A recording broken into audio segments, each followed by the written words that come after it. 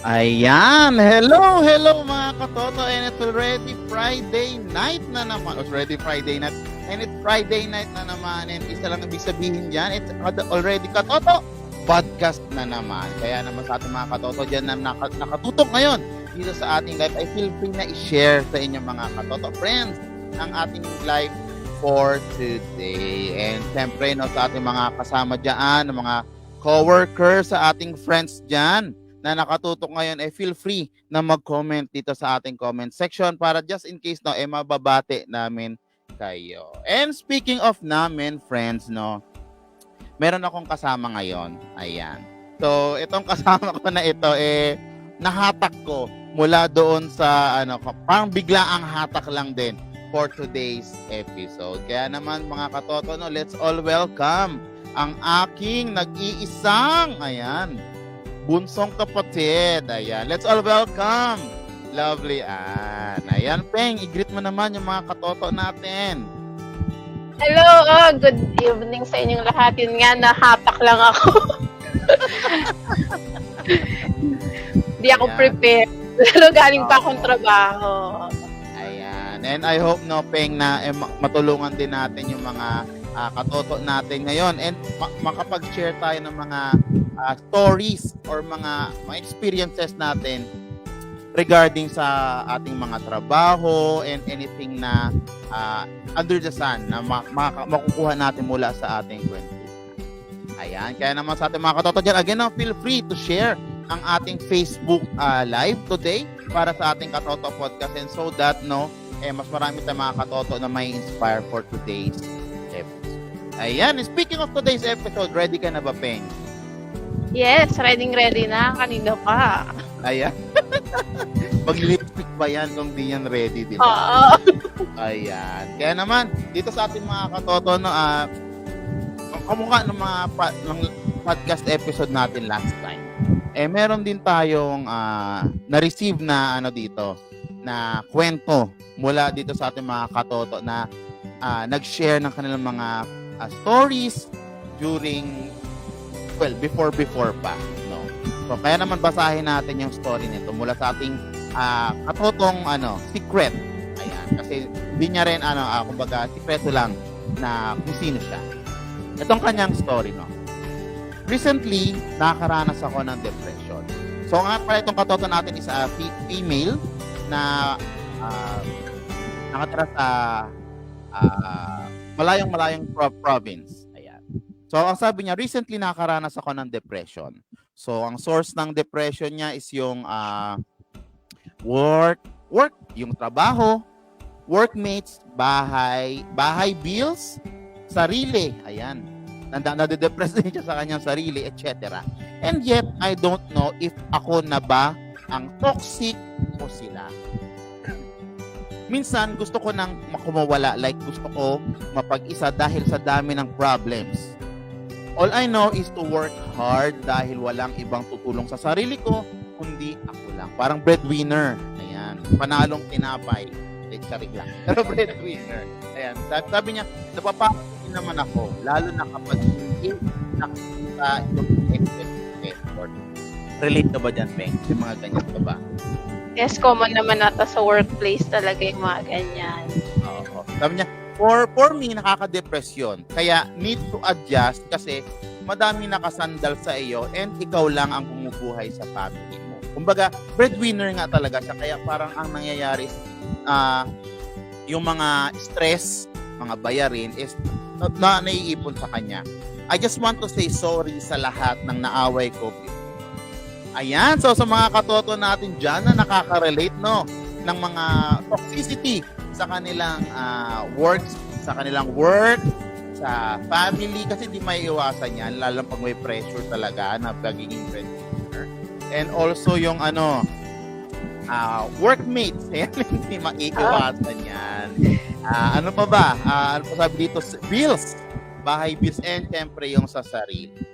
Ayan. So kaya sa ating mga katoto dyan na nakatutok, no, ano ba yung mga experiences ninyo pagdating doon sa mga ganyan na toxic na. Kasi dito nakalagay, sabi niya toxic din talaga yung work. So siguro isa-isahin natin, Peng, no. Ikaw ba, Peng, Oo. based on your experience, naka-experience ka na ba ng toxic na work environment? Ayan. Yes, lalong-lalo na sa una kong job, tingin ko Sige, bago ka mag-share, sorry. Oo. Pakilala mo muna yung sarili mo and ano yung ginagawa mong work. Ayan. Go. Okay. Ako nga si Engineer LA, tinatawag na Engineer LA. Sikat ako sa PCMC kasi Wow. din yung palayo ko. Sikat. Nag-iisang girl engineer kaya ayan. Oo. Engineer Ayun, na, so, para clarify lang. Magkapatid civil tayo, engineer. pero gusto ko lang ipakilala ikaw. Ayan. Ano ikaw? Civil engineer ako sa PCMC. Yan. So, Go. yung toxicity is common naman na siya sa work talaga. And even sa family, hindi mawawala rin yan. So, it depends lang siguro on how you deal with it. Oo. Pero paano mo ma-identify na parang toxic yung environment mo sa work versus ikaw personal versus paano mo ina-identify kung healthy yung environment mo? Para sa akin, ngayon. Go. toxic yung kapag para sa'yo, yung kahit anong effort mo, hindi siya na-appreciate ng boss mo or kung superior mo. Hindi niya na-appreciate kahit anong grabing siguro mag-overtime ka pa. Tapos later on, kinabukasan pagagalitan ka pa. So, andun na yung full effort mo, pero hindi na-appreciate. So, para sa akin, yun yung mga taong toxic in reality. Appreciation in terms of paano like appreciation pa na okay, paano appreciation? Pwede mo bang so, there are lots of showing appreciation kasi. Yung halimbawa simpleng affirmation lang na uy ang galing mo, uy good yung idea na to. Yung ganon, or yung iba minsan nagbibigay ng pero not necessary lahat magbibigay ng something in order for you na masabing appreciated. Kasi siguro yung ina-acknowledge lang nila yung knowledge mo, yung ideas mo. Hindi yung iba kasi toxic yung inaangkin yung ideas mo. Hindi kinikilala na ikaw. Maraming ganon sa dati kong work. So iba na siya ngayon. So, yan. To be honest, friends, hindi ko alam yung kasi ito, to be honest, ngayon lang din kami nakapagkwentuhan ni LA, ang kapatid ko, na regarding doon sa toxic environment. Alam ko na may mga experiences siyang toxic, pero hindi ko na-elaborate ng ganito. Ayan. Agree. Siguro, pero, sobrang agree ako dahil sinabi mo, kasi kumbaga, if kung ikukumpara lang din naman, sa work ko rin ngayon, first job ko lang din ito. Pero siguro kung ikukumpara ko lang yung mga kwento ng mga nakaka-experience ng toxic environment niya, hindi talaga may iwasan na ma-experience ng toxicity. Pero siguro doon papasok yung tawag dito, yung paano mo i-handle yung pagiging toxic. Kasi di ba, ikaw bilang engineer ka, may mga target ka rin na sumusunod or hinahabol. Ako, may mga target din sa work ko na hinahabol na, kumbaga, teamwork kasi ang nangyayari kadalasan kapag sa mga environment na ganyan. Na kailangan may teamwork, may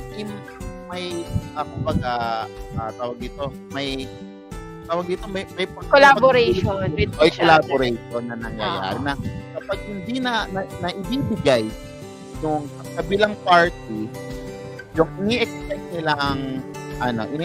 nilang output, maaaring mag-create yun ng stress doon sa kabilang party na magbibigay na ito naman ipupush na, oy friend, bakit parang ganito ganyan, parang hindi na tawag dito, hindi na mapapansin yung ginagawa mong effort kahit marami ka nang ginagawa kasi kumbaga hindi yun nag-deliver doon sa iisang output na gustong ibigay.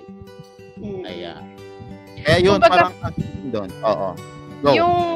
Yung toxic environment kasi parang yung problem kasi sa company hindi naman maiwasan yun eh. It depends on kung paano mo na lang parang ima-mindset na paano, ano man tawag doon,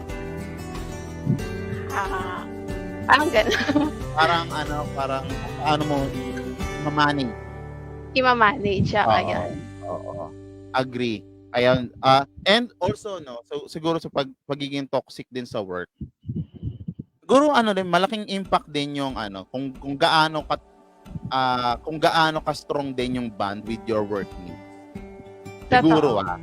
kasi ako nararamdaman ko well, wala akong ibang company pagko-compare kasi isa lang naman yung company na in-applyan ko, pero for me siguro mahalaga rin yung bond na nabubuo within your work. Kasi paano ba maiiwasan, for me based on this is my opinion mga katoto. I hope na i-comment rin yung mga opinions niyo dito, no? Pero for my opinion, mahalaga rin siguro yung pagtrato mo, like nai-stress ka, you feel the pressure, you feel the toxicity, pero mahalaga rin siguro na kumbaga kapag ibabalik mo yung kumbaga ang mangyari kasi i-absorb mo yung toxicity di ba? Then mahalaga kung paano mo i-respond yun pabalik dun towards not the same person na nagbibigay ng stress sa iyo. For example, ito, may mga chances na kailangan kang push, no? Pero kung mahalaga na ibalik mo rin 'yon na hindi negative ang balik sa iba. Kasi kumbaga negative na binigay sa iyo Tapos ipaproseso mo, mahalaga na ibalik mo siya or i-respond mo sa kanya ng positive way naman. Kumbaga i-process mo kung bakit siya naging toxic, kung bakit niya nasasabi yung mga salitang mga ganon, saan ba siya nanggagaling? Kasi kumbaga parang oo. Ilalagay mo rin yung position mo sa position niya para maintindihan mo siya. Yes. Pag ilagay mo yung sarili mo sa shoes niya, na ano ba yung nanggagalingan niya, bakit nagiging ganito, ano ba yung reason kung bakit yung baka may problema lang siya sa family niya din, tapos nadala niya sa trabaho, tapos na-influensya ka na nung problema niya. Oo, pwede rin, malaking bagay yun kasi kapag sa family nang galing yung problem, at patulad dito sa sinabi niya, ang daming pinanggagalingan or maraming sources of yung toxicity na na-experience niya. Workmate, bahay, bills, self. So sa bahay, ano bang kasama niya dyan? Family.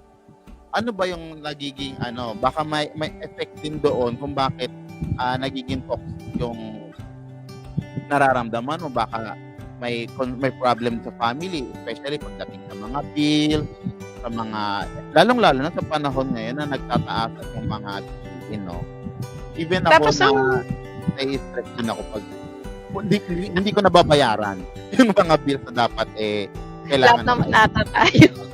Yeah. Pero ang sabi ni letter sender kasi is about depression, hindi niya na daw kaya. So what if yung ibang tao is ganun din yung sitwasyon, hindi mo lang alam? Yes. Oo. Siguro, nga, speaking of depression, so hindi ko masyado i-dwell yung depression kasi kumbaga medyo malawak na usapin na. Oo. And pero to answer lang na regarding doon sa depression, mga katoto, siguro mahalaga rin talaga, alam ko may mga time, may mga persons na nahihirapan mag-share regarding sa mga concerns, sa mga problems nila. That's why din siguro mga katoto, you can share it dito sa ating podcast na mailabas yung mga topics na ganyan na mga na-encounter ninyo. Kasi kumbaga, pag sinabi mong ang tao naman, hindi naman siya basta magsasabi na nakaka-experience ng depression unless nararamdaman talaga nila. No? Kumbaga, medyo mabigat na word yung depression. And I hope na yung feeling mo na depression na iyan is na ilalabas mo rin sa iba. Kasi yan kadalasan sa mga nababasa ko ng mga articles, ng mga thoughts. Yan yung yung problem na kumbaga hindi na ilalabas. Na parang sinasarili na lang yung problema. Na nauuwi minsan sa suicidal, yan. Oo. Yan yung mga pinapakita nila na masaya sila. Pero deep inside, may mga super struggles na silang na-encounter na minsan sobrang hirap na walang mapag-sharean ng mga ng mga tawag dito, mga self problems nila. Mas pinipili nila na na mag-give up na lang din, which is yung ayaw sana natin kasi kumbaga yung mga problems na sana na ganyan is pag-uusapan instead na i-end na lang yung yung sarili. So kaya naman sa ating mga katoto, ayan, keep sending yung mga comments ninyo dito sa ating live para kung sakali makapag-share natin and makatulong tayo sa iba pa natin mga katoto regarding sa kanyang mga depression or mga tawag ito, toxic environment na na-encounter. Ayan, mula sa ating mga katoto, shoutout tayo sa ating, ayan. Shoutout tayo sa ating kapatid, ayan, kay Ann. Ayan, happy viewing. Kaya na baka nasa biyahe, ayan. And wala din kay Golong, Rowena Tropa, ayan. Kay Ate Weng, welcome dito sa ating podcast. Ayan, happy viewing.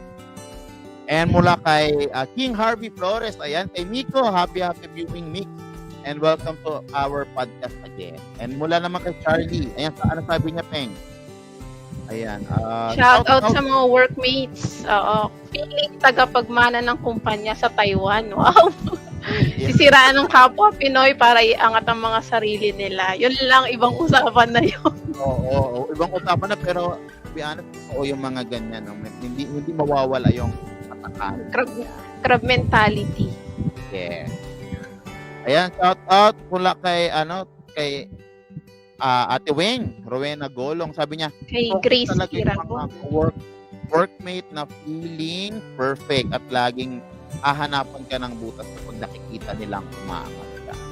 May mga ganyan talaga na hindi may iwasan yung inggit pagdating sa work. Na siguro rin yung reason kung bakit nagiging toxic kasi kumbaga instead na i-celebrate yung achievement ng iba. Kinalulungkot pa nila. Kasi kumbaga, siguro andyan din talaga yung ito nga sinasabi yung bond na mabubuo inside the company.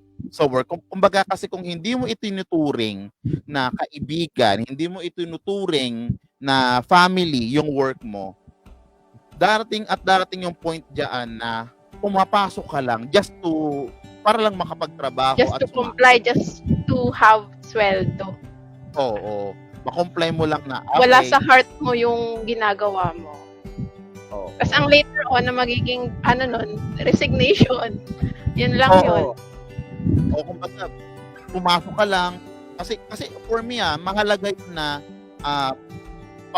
papasok ka sa trabaho mo na may puso ka. Kumbaga, puso in terms na nararamdaman gusto mo yung ginagawa mo. Na-celebrate mo yung ginagawa mo. So, to be honest, in our current situation dito na especially sa Pilipinas, may mga Filipino rin talaga na kinakailangan hindi nila gusto yung kanilang work. Hindi rin nila ma-celebrate kung ano man yung currently situation na ginagawa nila. Bibihira lang din talaga yung may mga pinag-aralan nila is yun yung mapagtatrabahuhan nila. Kamukha na sa iyo, di ba? So, yun naman. Iba rin yung pinanggagalingan ng iba natin mga katoto pagdating sa mga example ako naman sinelebrate din naman yung aking ginagawa. Masaya din ako sa aking ginagawa. That's why siguro hindi ko maramdaman hindi naman sa bias, hindi ko maramdaman din yung toxicity doon sa company na pinagtatrabahuhan ko ngayon. It's because of the company, the bosses, yung mga boss, yung mga ka-workmates ko, yung superiors ko, hindi ko maramdaman kasi in the end of the day after ng stress namin sa work, ina-celebrate namin na maraming salamat natapos namin yung araw. Ayan. Kayo ba, Peng? May mga ganyan din ba? Sa current work mo ngayon, kumusta naman? May mga ganyan ba kayo na-celebrate na sa akin kasi ngayon, actually, sobrang laking pinagbago niya from my previous work. Kumbaga yung workload hindi naman nagbabago kasi andyan pa rin yung construction, pero it depends dun sa environment mo talaga. Mm. Meron akong mga boss na andyan yung problema given na naiinis din minsan, pero the way they handle it, very professional talaga. Tsaka nagagawa pa nilang magbiro, tumawa. Oo. That way, na-lessen din yung stress kasi. Given na may stress naman talaga, pero nakasalalay sa kung paano mo siya i-handle. Hindi mo masyadong seryosohin kasi lahat ng problema, nandyan lang yan. It takes, parang iti-take mo lang siya as a challenge. Oo. Agree din doon sa sinabi kasi again, it depends din doon sa siguro yung toxicity rin nanggagaling din yan doon sa hierarchy eh. For me siguro parang kasi nagkakaroon ng toxicity na ipapasa lang yan eh. Parang for me, na ipapasa siguro kung in terms ng work, wala yan. Kung toxic na ang boss mo, ipapasa niya sa susunod sa kanya, and then ipapasa rin yun sa iyo, saan ka man nakaposisyon. Siguro andun din yun na yung nasa mindset din ng mga bosses. Yung kapag toxic sila, na hindi nila, kumbaga, kung ganun lang din sila, nabubuhay lang din siguro sila na yung ang purpose lang nila sa work is kailangan natin to kasi may target tayo. Ayan, mahalaga rin kasi na naki-check ng mga siguro ng mga bosses na sa mga diyan naki-check yung well-being ng mga empleyado kasi magre-reflect yun na kung mararamdaman ng empleyado yung toxicity nanggaling may pinanggagalingan niyan na maaring mataas yung percentage na nanggaling sa mga bosses. Sino ba pressure sa mga employees? Hindi ba yung mga superiors? So, I am saying lang na mahalaga din talaga yung relationship na binubuo ng boss kung bakit makaka-experience yung mga employees ng mga toxicity, ng toxic environment. Pero wag tayong malito sa word na toxic and pressure. Kasi pressure is part of the word. Iba yun. Oo. Yung pressure, yun yung nagmo-motivate sa'yo para ma-accomplish mo yung goal mo. Pero yung toxic, yung tipong nagawa mo naman, tama naman, pero in the end, parang siniraan ka pa. Or pangit pa yung feedback sa'yo. Yun. So, hindi ko na-experience, pero naririnig ko sa mga kwento sa aking siyempre, sa mga friends natin dyan, na ginawa naman nila lahat, pero parang in the end, kahit nakapag-deliver naman, parang yung nakikredit grab yung kanilang output. Like parang, kasi to be honest, ako bilang employee, hindi ko naman sinasabi na kailangan lahat ng galaw ko is papansin. Pero mahalaga kasi sa akin yung na-appreciate na, okay, I think very good kayo, job well done tayo today. Nahirapan tayo sa ating target, hindi man natin na-hit yung ating target ngayon. Pero alam ko, nakita ko sa inyo na ginawa niyo yung best niyo. Parang for me kasi malaking bagay yon sa ating mga, lalong-lalo sa ating mga empleyado, na makikita and mararamdaman yon ng mga employees natin. Kasi in the end of the day, output din yung maaapektuhan. Hindi lang yung basically yung work. Ayan. Go. Sabi dito ni Golong, daw yung, meron bang mga bonding pero plastic lang pala. Ayan, meron din ganyan. May mga ganyan. Madami yung mga ganyan. Like, parang body-body ka. Tapos, pagdating na... Hindi naman natin mawawala yun. Pero ang mahalaga, dapat professional ka. Oo. I think, baka sobrang lang din kasi, Pero, for me kasi, baka ulit-ulit lang din ako, babalik din doon sa, how is your relationship with your coworkers? Babagsak. Kasi pag plastic, parang sisiraan ka pag nakatalikod ka na. Ibang usapan din yun Oo, kumbaga, ayun, yun talaga yung problema. Kasi yan yung mangyayari siguro kung ang company or yung management is ginagawang team by team. Kumbaga, magkakaroon kasi ng competition na kumbaga, pag binild ninyo yung or na na na, na, na ilagay ninyo sa team ninyo na kailangan yung maging mas magaling kumpara doon sa isa or sa kabilang team, hindi may iwasan yung magkakaroon ng plastikan. Kasi for me lang, kasi competition yun kumbaga, tayo, magkakompetensya tayo, ikaw, ako. Kailangan, may times na, bakit ba magaling bakit ba sila nahihit nila yung target? Ano bang ginagawa nila? Pero, ngayon, ang gagawin ko, may mga taong ganito, hindi ko sinasabing lahat, pero, ngayon, kakaibiganin kita. Ano bang ginagawa mo? Ganyan. Ano bang ginagawa mo? Bakit na nahihit? Ngayon, pag malaman ko na yung kung paano yung idea mo, kung paano mo ginagawa yung trabaho mo at nahihit mo yung number. Ngayon, sisiraan na kita. Okay. Ganyan pala ang ginagawa mo, ha? Sige, gagawin din yan. Pero, ngayon, alam ko na kung paano kita sisiraan para bumaba ka na doon sa current position mo. Dahil ngayon, mas magaling na ako sa'yo, ako na ang mas marirecognize. Kasi minsan, no, bilang tao, nag-stick din talaga tayo ng recognition to validate yung mga feelings na nararamdaman natin. Kasi, to be honest, no, hindi sapat na nararamdaman natin na personally na acknowledge ka. May darating time na gusto mong naririnig sa iba. Ayan, naniniwala ka pa sa ganun. Parang doon pumapasok yung healthy competition versus not healthy competition. Oo. Nakikipag-compete ka. Pero, wala naman masama makipag-compete kasi doon ka nagpo-progress, nakikita mo yung progress mo Pero ang hindi maganda is yung gumagawa ka ng paraan para ibagsak yung iba, which is hindi naman. Yun, in that way, ikaw na mismo ang nagiging toxic. Ayun. Nabibuild mo yung toxic sa sarili mo, di ba?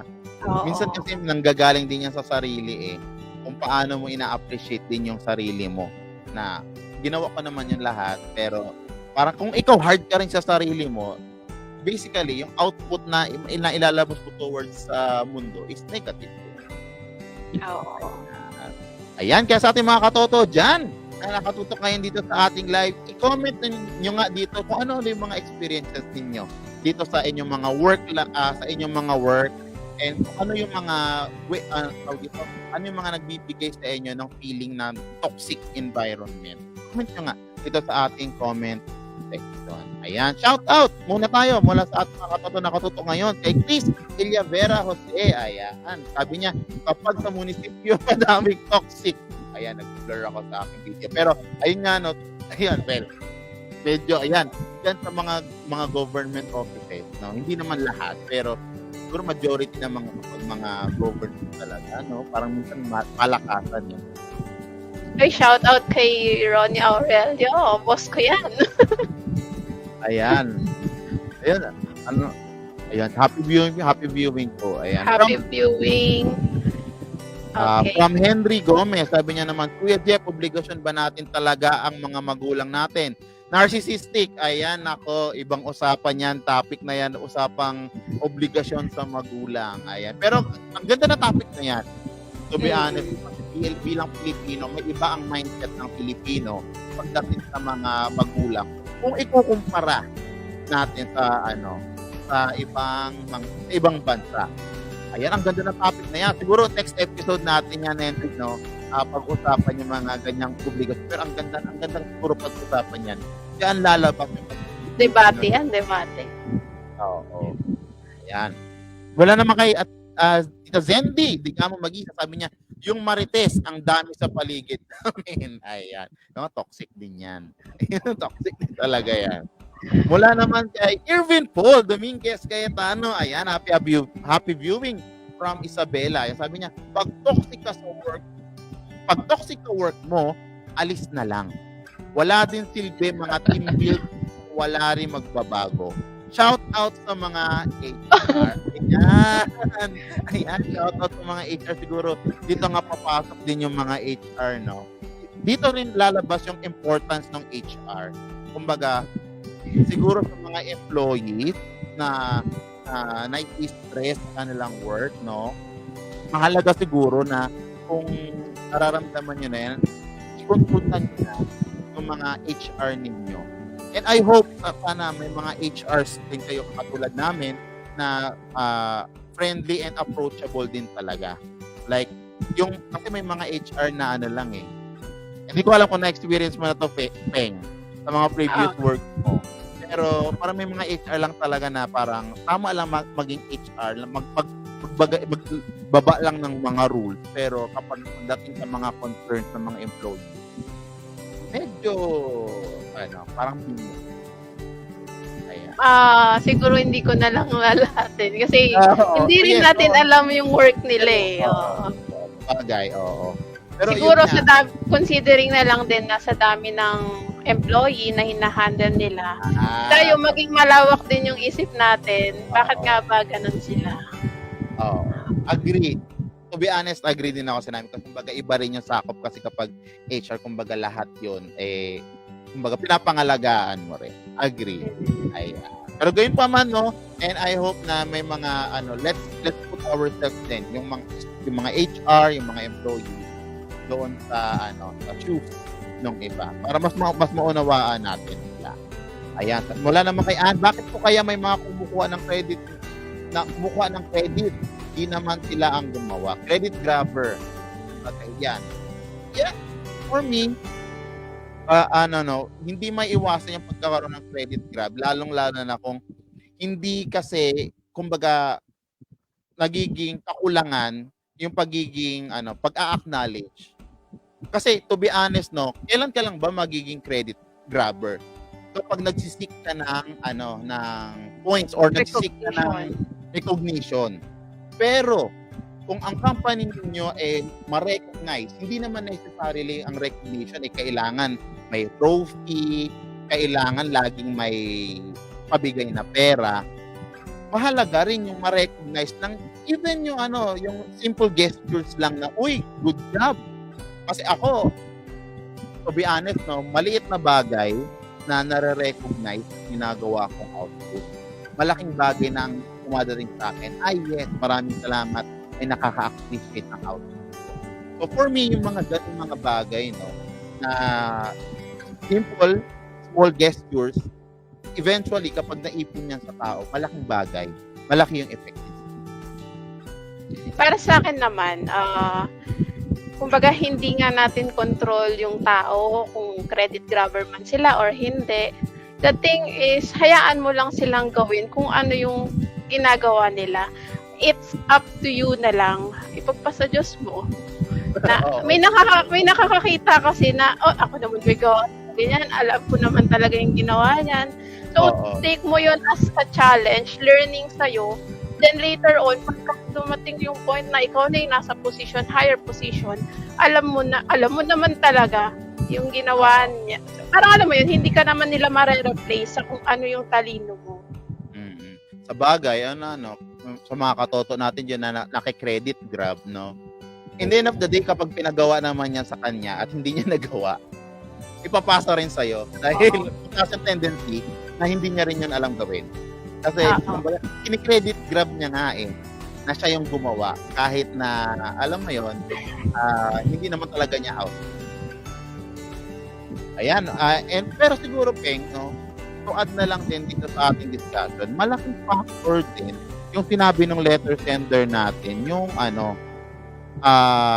tawag dito, may part kasi dito ng family Kumbaga, kapag involved na rin yung family na, kumbaga, may stress na nararamdaman sa family, medyo malaking usapin kasi kapag family, kumbaga, kapag yan ay ibinitbit natin sa work natin, hindi natin napapansin na akala natin yung environment yung toxic. Hindi pala natin napapansin na tayo pala yung nagiging toxic towards dun sa ating ibang ka-workmate. Kasi kumbaga nabibitbit natin, naipapasa natin kasi to be honest, naniniwala ako doon sa naipapasa mo yung energy. Yung Oo. yung vibes na naipapasa pagdating mo na ng opisina, nakasimangot ka na dahil may stress ka dahil hindi mo nabayaran or maraming utang or maraming kailangang bayarin ng mga bills. Hindi maiiwasan yon. Pero bilang isang katoto, no, na alam yung boundaries pagdating sa work, pagdating sa family, mahalaga na pagdating natin ng work, let's be professional din siguro. Na kapag may stress ka na na-experience sa bill, sa bahay, ipasantabi mo yon dahil nasa ibang environment ka. Ganun din, kapag nasa work ka, oo, may stress ka, pero paglabas mo ng opisina habang nasa biyahe ka or kung nasa ka man galing, tapos na yung nag-clock out ka na, mahalaga na magbago ka rin. Pass mo naman din yung isip mo towards doon sa family mo naman. Ilaan mo naman yung, kumbaga, yung time mo doon sa family na huwag mo ipasa yung stress. Kaso minsan ang nangyayari, yung stress niya rin sa work na uuwi niya din eh. Yun lang. Kasi yan yung Peng, yan yung kapag walang malabasan ng out ng stress. Kumbaga, pagdating mo ng bahay, mag-isa ka lang uuwi, siyempre kung may problem kang naiwanan doon sa iyong trabaho, na bibit-bitin mo yun. Lalong-lalo na kung napagalitan ka ng boss mo, di ba? Bibit-bitin mo yun na eventually, pagdating mo ng bahay, nakasimangot ka, inaya ka ng asawa mo, inaya ka ng mga kapatid mo na kumain, masisigawan mo sila. Dahil, kumbaga, nabit-bit mo. And wala ka napagbalingan or napaglabasan kung bakit ka naiisip ng ganyan. Kaya siguro, again, no, kaya siguro din naisip ko rin itong Katoto Podcast na to kasi may mga friends din tayong nakaka-encounter ng mga ganyan na walang mapaglabasan ng kanilang mga emotions sa kanilang mga problems na nai-encounter. Kaso ang sabi din ni letter sender, all I know is to work hard dahil walang ibang tutulong sa sarili kundi ako lang. Siguro in that kind of mindset is parang self-pity ka na. Which is, why not try mong humanap muna ng kahit isa lang, kahit isang kaibigan na masasabihan ng problema mo. Yung ganon. And pamilya. Kung wala talaga, di ba? Hindi, what if toxic din daw kasi yung family. So, try mo muna sa isang kaibigan. Tapos hingin mo yung payo niya. Yung ganyan. Later on, try mong umiyak din sa simbahan or ganyan. Oo. Iiyak mo lahat. Kung kayang umiyak, go lang. Wala namang masama doon. Actually, yung sinabi mo nga, no, especially sa mga Catholic natin, mga katoto dyan, no, malaking bagay siguro yung kaya rin siguro yung simbahan, bukod sa, di ba, yung mga kumpital. Ayan, ito, para lang, especially sa mga katotong Katoliko dyan, no, malaking bagay din siguro yung siguro yan na rin yung way ni Lord na mailapit tayo sa kasi kumbaga nai-stress ka, wala kang mapaglabasan, why not kumpisal mo? So, kumpisal naman kasi mga friends, no, sa mga katoto nating Catholic. For me, hindi lang yon para maglabas ng mga pagkakasala, pag-amin mo ng mga kasalanan, no. Another channel din yon to share yung problem mo. And maganda pa nga doon, mga katoto, no, is pare yung makakausap mo na may spiritual may spiritual knowledge na pwede mong magamit or makuhang value or lesson wala doon sa babanggitin mo sa kanya. Kasi hindi naman necessarily na na puro kasalanan lang. Pwede mo rin maging venue yon na pag-share. Kasi mahalaga talaga, katulad ng mga sinasabi namin or paulit-ulit ko na sinasabi, mahalaga na ma-voice out mo yung mga experience mo. Ma-validate mo yung sarili mo na hindi ka naman pala talaga ganong tao. Kasi kapag hindi mo na ilalabas yung mga feelings na ganyan, maiipon yan and eventually parang matatabunan yan yung pagiging totoong ikaw na marirealize mo pagdating ng panahon ibang-iba ka na kumpara doon sa dati. It's just because na hindi mo nilabas. Kasi nainipon mo eh. Again, ang problemang naiipon, ang problemang hindi nasasabi, parang yan, parang maliit na bulok sa isang pusa. hayaan mo nang hayaan yung bulok, and eventually, mukha kang maayos sa labas. Pero eventually, pag hinawakan ka or kapag nasagi ka lang ng konti, madali ka nang babagsak. Dahil hinayaan mong mabulok yung pagiging ikaw. Kumbaga, hindi mo shinare. So, sana kung na-share mo, nakarinig ka siguro ng mga tawag dito? Nakarinig ka siguro ng mga payo, or kahit hindi ka man nagsisik ng payo, kahit ilabas mo lang yan. Kasi iba yung naiiyak, iba yung nailalabas kumpara doon sa kinikintin. Okay. Ayan. Kaya naman sa ating mga katoto, nabasa tayo ng mga nila, ng mga comments. Ayan, mula kay Irvin, Paul. Ayan, sabi ni Paul, shout out sa HR na mas ni-credit yung mga walang ginagawa. Tapos, lakas pa makakaltas doon sa mga di na nakikredit. Ayan. Shout out kay Dole. Oh my God. Ayan. Oo. Nakikredit pa nga, no? Kumbaga dito siguro ito may palakasan. Ayan. Ayan. Sige, okay lang yan. Ayan. Wala naman kay Amari Lee. Ayan. Happy viewing po dito sa ating katoto. Meron pa. Wala kay Paul din ulit. Sabi niya, sa letter sender, ayan, try mo sabihin yung problema mo sa work. Sa mga tambay na di mo kakilala at di ka kilala. Mas makikinig sa'yo yun. Stress-free mga yan. Baka may makuha ka pang diskarte sa kanila. Try mo lang. Wala namang mawawala tapos umuwi ka na. Ano mo, parang ang ganda nun, Peng. Yung, kunwari, medyo challenging lang, lalo na kung ikaw ay mahiyakin. Pero malaking bagay yun na makarinig ka ng unbiased opinion mula sa iba. Like, hindi naman, tanong mo lang, umpisan mo lang yan sa siguro sa pagkwentuhan. Tapos eventually i-share mo, ay alam mo, ganito, ganyan, hindi kita kilala, pero okay lang ba maghingi ako ng opinion mo or payo? Kasi yung mga taong hindi nakakakilala sa atin, yan yung magbibigay ng mga unbiased opinion sa kung saan mas marirealize natin na ano ba yung mga bagay na pwede nating magawa pa.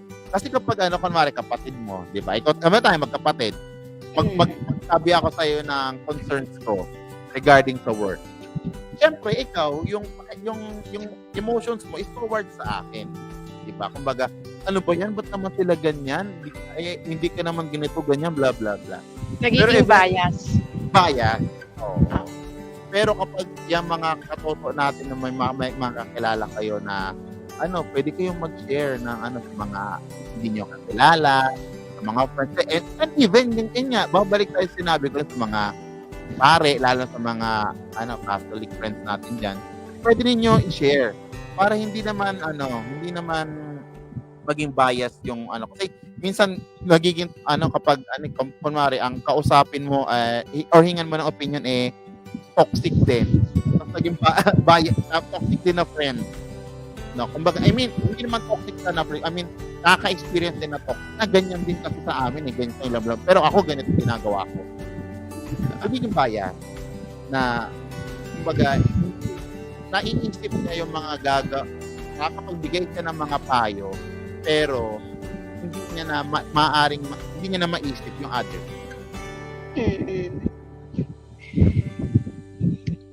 Ayan. Basta may comment pa, Peng. Pag mabigat na pakiramdam, iiyak na lang. Di nakakayang pag-iyak, luluwag pa pakiramdam. Sabi ni Amari Lee. Tama, yan yung sinabi ko kanina, which is, okay lang naman umiyak. Oo. Lahat isumbong mo, kumbaga, kung sa simbahan. Oo. Ayan. Pero ayun nga, sa mga katoto natin dyan, may mga, kayo ba, paano nyo hinahandle? Kasi, baga, ang nahandle, tawag dito, paano nyo hinahandle yung mga co-workers ninyo na hinahandle nyo ba? Or hinahayaan nyo na lang na maging toxic sila?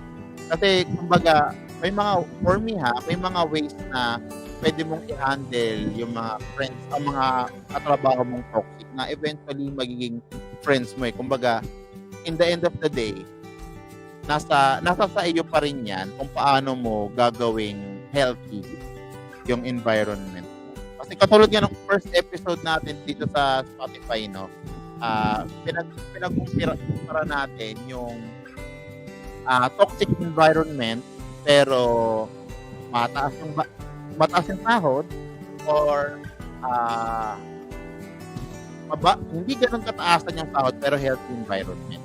May mga nagsabi doon, may mga nag-comment doon na toxicity sa workmate, hindi may iwasan. Pero, ikaw mismo bilang nakaka-experience yan, kaya mong kontrolin. Kaya mo, may option ka para gawing mas better yung experience mo. Tingin ko may kinalaman din yung yung pagiging millennial minsan. Kasi minsan gusto nila nabibili yung mga gamit. So, ang ko-consider nila is malaking sahod.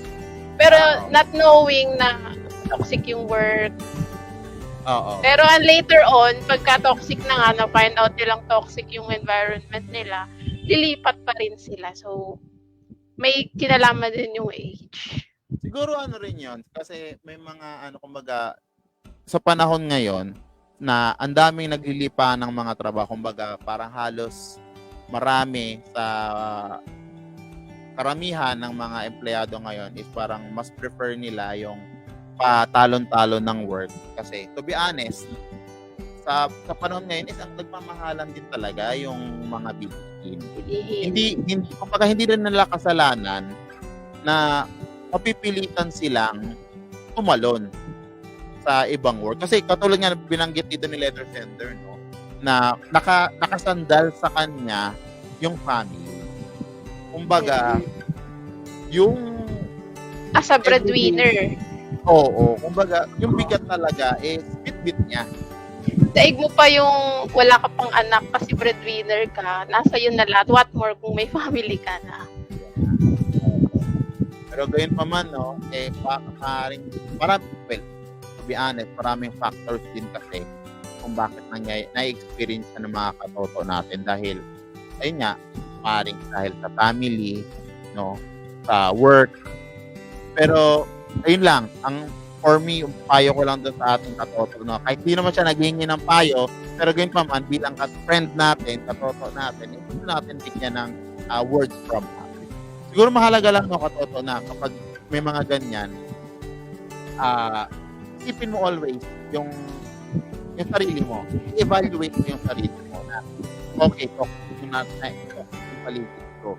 Toxic yung mga na-encounter ko. Toxic na yung mga nangyayari. Siguro, i-evaluate mo yung sarili mo. Isipin mo na kung ano yung pwedeng mong maging action or way na maibalik. Kasi madalas, kunwari, ibinat sa yung problem or concern, mahalaga siguro na kapag binato ka nila ng problema, binato ka nila ng bato, mahalaga yung response mo rin, batuin mo rin sila ng tinapay.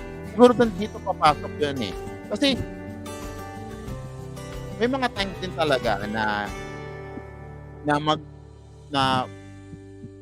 may mga times talaga na sa company, magkakaroon ng problem. Mahalaga is kung paano mo i-handle pabalik. Dahil hindi yun kumbaga, kung paano mo i-reciprocate yung emotions niya or pagiging toxic niya sa iyo. Kumbaga, ikaw yung mag-handle. Yung hindi mo makokontrol sa iba, try mong kontrolin yung sarili mo. Sarili mo. Oo. Be disciplined in the way you think. Yes. Kasi kung doon din papasok din talaga yung tawag dito. Siguro yung pagiging mature. Papasok din yung pagiging mature sa mga decision making natin. Kaya naman sa ating letter center na I hope na nabigyan ko namin dito ng kahit konting idea kung paano i-handle yung toxic environment mo sa work, sa workmates, sa family. Siguro kung nakaka-experience ka ng toxic, mag-stand out ka, friend. Stand out ka, maging iba ka. Kumbaga, toxic sila, wag kang maging toxic sa kanila. And in the end of the day, marirealize nila yon. Kahit gaano sila katungit, gaano sila ka-toxic sa iyo, kung kaya mong reciprocate yun, huwag mong gawin sa kanila ang mga ayun nga, golden rule na, huwag mong gawin sa iba ang mga bagay na ayaw mong gawin sa iyo. Kung ginawa nila yan sa iyo, naging toxic sila sa iyo, huwag kang maging toxic sa kanila. Dahil in the end of the day, ikaw at ikaw lang din ang magbibitbit. Kumbaga na ipapasa lang din kasi sa iyo yan, friend. No? So, I hope na nakatulong yon sa iyo. Ikaw ba, Peng? Saka na in terms of bills payment, yung mga ganyan, I think try to start lang sa management lang din ng pera. Huwag masyadong maging magastos. Yung mga ganun na simple discipline lang din sa sarili. Yun. So, ayun nga. Agree din ako sinabi ang pero so, challenging lang din kasi talaga yung bilihin ngayon. Especially kung ikaw lang magiging breadwinner. Siguro, dito rin papasok ko yung previous episode natin, no? Na yung ating letter sender stress din sa work, stress din sa dahil yung kanyang yung kanyang partner kumbaga hindi siya natutulungan. Pero parang based doon sa kanyang kwento, hindi rin siya nagsasabi. Ayun lang, kinikim-kim niya. Oo, kumbaga, ito yung problem niya, hindi niya sinasabi ng sa partner. So dito siguro sa letter sender din na ito, mahalaga rin na maging open ka sa family mo. Na, okay, family, ito lang yung sinasahod ko ngayon. I hope natulungan nyo rin ako na pabayaran or kahit papaano, maging enough sa ating sinasahod natin. Sinasahod ko para masuportahan lahat ng pangangailangan natin. Kung kailangan natin magtipid tayo, bantayan natin yung kuryente, yung tubig, pagdating sa pagkain, kung ito lang ang kaya natin yung pagkain, ito lang ang kainin natin. Kasi yung pagiging pagsusupport ko sa inyo, nasusuportahan ko kayo, pero I hope nasuportahan nyo rin ako. Kumbaga, sa family kasi, di ba, Peng? Well, at least sa family natin. Mahalaga yung understanding na, okay, si ganito yung nagbayad ng ganyan, ako na magbabayad ng ganito. Dahil meron tayong proper communication. Sinasabi natin na, oy, ako na dito, ikaw na bahala sa iba. Para hindi lang siya, hindi lang isa yung sumasalamat. Hindi lang isa yung nahihirapan, no? Oo. Hindi nga sinasabi rin ni tatay, no? Kung nanonood si tatay ngayon. Shoutout kay tatay. Oo, shoutout kay tatay. Kung tulong-tulong tayo sa isang bagay na mabigat, hindi nyo mapapansin na buhat nila ito ng malayo. Kung tulong-tulong. Kaya mahalaga, proper communication, proper alignment, and yung siguro, delegation ng bawat. In the end, dun papasok yung communication. Communication pa rin. Yun yung bottom line dito eh. Bakit ba toxic ang isang tao? Kasi kailangan niya ipaliwanag yung dahilan. May dahilan for sure. Oo. And also, yung pagdating sa family, no, naging breadwinner ka, ipaunawa mo, friend, yung pagiging breadwinner mo. Kumbaga, hindi naman porket ikaw yung nagiging breadwinner, tawag dito, dapat ikaw rin ang susunod. Mahalaga siguro maging open ka rin sa kanila, open rin sila sa iyo. Para magkakaunawaan kayo. And eventually siguro, no, pag naging honest din kayo sa isa't isa, masisettle ninyo kung ano yung mga kailangan isettle na problem, kailangan na bayaran ng mga bayarin, no, baka may mga binabayaran kayo pagdating sa bahay, sa mga bills na hindi naman kailangan or hindi naman sulit na bayaran, baka pwede itutupid na rin natin. And ayun no, and I hope sa ating mga katulog, thank you very much sa inyong mga pagtutok dito sa ating live, and I hope na nakatulong itong ating kwentuhan, munting kwentuhan at mga payo para dun sa ating letter sender na nakaka-experience ng depression and toxicity pagdating sa work, family, workmates, and sa mga bills at study, at syempre sa sarili natin. And ayun na mga katoto, kita-kits tayo sa ating susunod na episode, and I hope na mas marami pa kayo mga katoto mag-share ng kanilang mga challenges and experiences dito sa ating Katoto Podcast episode. Muli, ay ako po ang inyong katotong host, Jeff, at kasama ko, Engineer LA. Engineer LA. Yes. Ayan. And again, mga katoto, thank you very much sa pagsama sa amin at sa mga nag-comments para sa ating episode today. Muli, thank you very much mga katoto, and this is Katoto Yes. Podcast. Bye-bye. Bye-bye. Thank you for guesting me here. Thank you. Bye-bye.